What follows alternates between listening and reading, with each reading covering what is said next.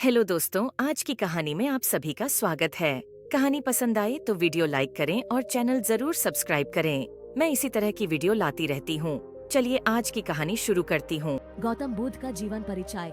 गौतम बुद्ध का जन्म ईसा से 563 साल पहले जब कपिलवस्तु की महारानी महामाया देवी अपने नहर देवदह जा रही थी तो रास्ते में लुम्बिनी वन में हुआ। यह स्थान नेपाल के तराई क्षेत्र में कपिलवस्तु और देवदह के बीच नौतनवा स्टेशन से 8 मील दूर पश्चिम में रुक्मिंदेई नामक स्थान है, वहां आता है, जहां एक लुम्बिनी नाम का वन था। उनका नाम सिद्धार्थ रखा गया। उनके पिता का नाम शुद्धोदन था। जन्म के 7 दिन बाद ही मां का देहांत हो गया। सिद्धार्थ की मौसी गौतमी ने उनका लालन पालन किया। सिद्धार्थ ने गुरु विश्वामित्र के पास वेद और उपनिषद तो पढ़े ही, राजकाज और युद्ध विद्या की भी शिक्षा ली। कुश्ती, घुड़दौड़, तीरकमान, रथ हाँकने में कोई उसकी बराबरी नहीं कर पाता। सिद्धार्थ के मन में बचपन से ही करुणा भरी थी। उनसे किसी भी प्राणी का दुख नहीं देखा जाता था। यह बात इन उदाहरणों से स्पष्ट भी होती है। घुड़दौड़ में जब घोड़े दौड़ते और उनके मुंह से झाग निकलने लगता तब सिद्धार्थ उन्हें थका जानकर वहीं रोक देते और जीती हुई बाजी हार जाते थे। खेल में भी सिद्धार्थ को खुद हार जाना पसंद था, क्योंकि किसी को हराना और किसी का दुखी होना उनसे नहीं देखा जाता था। एक समय की बात है, सिद्धार्थ को जंगल में किसी शिकारी द्वारा तीर से घायल किया हंस मिला। उन्होंने उसे उठाकर तीर निकाला, सहलाया और पानी पिलाया। उसी समय सिद्धार्थ का चचेरा भाई देवदत्त वहां आया और कहने लगा कि यह शिकार मेरा है, मुझे दे दो।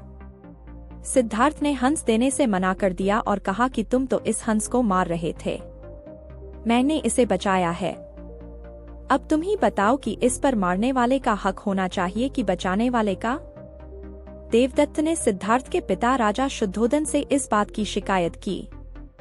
शुद्धोदन ने सिद्धार्थ से कहा कि यह हंस तुम देवदत्त को क्यों नहीं दे देते, आखिर तीर तो उसी ने चलाया था। इस पर सिद्धार्थ ने कहा, पिताजी, यह तो बताइए कि आकाश में उड़ने वाले इस बेकसूर हंस पर तीर चलाने का उसे क्या अधिकार था। हंस ने देवदत्त का क्या बिगाड़ा था? फिर उसने तीर क्यों चलाया, क्यों इसे घायल किया? मुझसे इस प्राणी का दुख देखा नहीं गया, इसलिए मैंने तीर निकालकर इसकी सेवा की, इसके प्राण बचाए। हक तो इस पर मेरा ही होना चाहिए। राजा शुद्धोदन को सिद्धार्थ की बात जंच गई। उन्होंने कहा कि ठीक है, तुम्हारा कहना, मारने वाले से बचाने वाला ही बड़ा है, इस पर तुम्हारा ही हक है। शाक्य वंश में जन्मे सिद्धार्थ का 16 वर्ष की उम्र में दंडपाणी शाक्य की कन्या यशोधरा के साथ हुआ। राजा शुद्धोदन ने सिद्धार्थ के लिए भोगविलास का भरपूर प्रबंध कर दिया। 3 ऋतुओं के लायक 3 सुंदर महल बनवा दिए। वहां पर नाच गान और मनोरंजन की सारी सामग्री जुटा दी गई। दास दासी उनकी सेवा में रख दिए गए। पर यह सब चीजें सिद्धार्थ को संसार से बांधकर नहीं रख सकीं।